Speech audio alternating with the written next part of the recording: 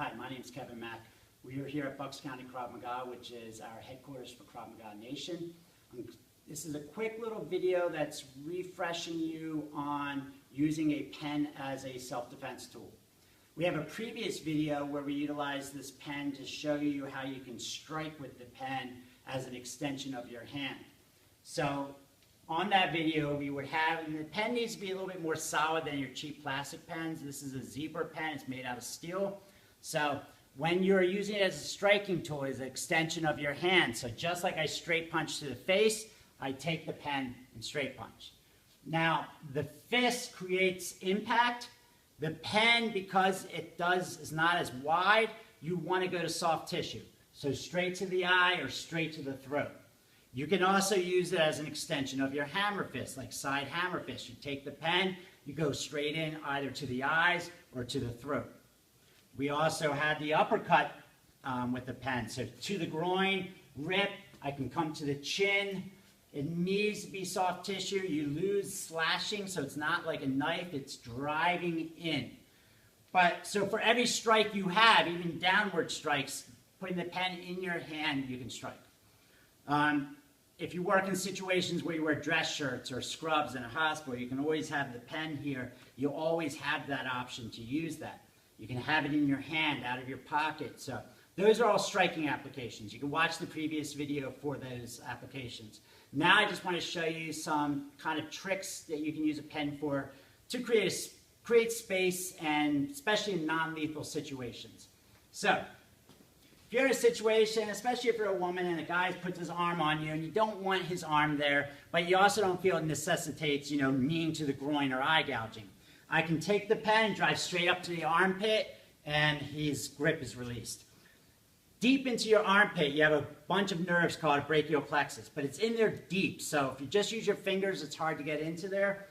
When you use the pen, it goes straight in, and this is the reaction. So if I felt he was a real danger, I could just punch him. But if I just don't want his arm there, I drive the pen into his armpit. Now, say I can't get his armpit.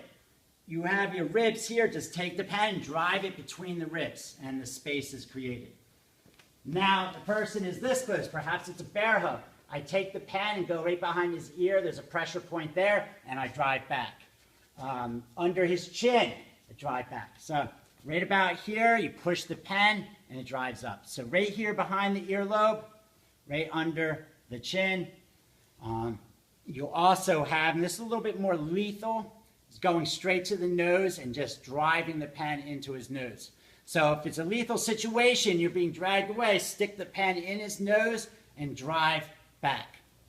If it's something that you need to be really lethal, stick the pen in his nose and do a power assist. All right? Now, you're not going to do that on the guy who's just putting his hands on you, but if something is high-risk situation, stick the pen in the nose, drive up. If this person is attacking somebody else, I can stick the pen in his nose and drive him back.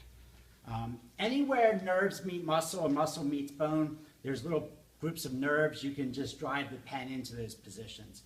Even the thigh or the groin opens up space. So ribs, armpit, behind the ear, under the chin, nostrils to kind of create space, drive the person back, to, drive him back a little bit more viciously, violently. You can also take the pen and just put your thumb behind the metal.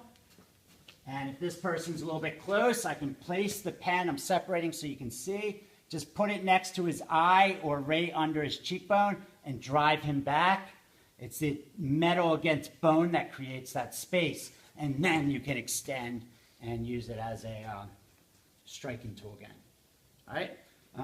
We had to shoot a lot of different angles, so we moved around. I was hoping you were able to see that. The pen is kind of small, and we have a white background. But if you have any questions, feel free to message us at KravMagaNation.net, or please subscribe to our channel and watch some of the other videos, especially Fighting with the Pen #1. Thank you.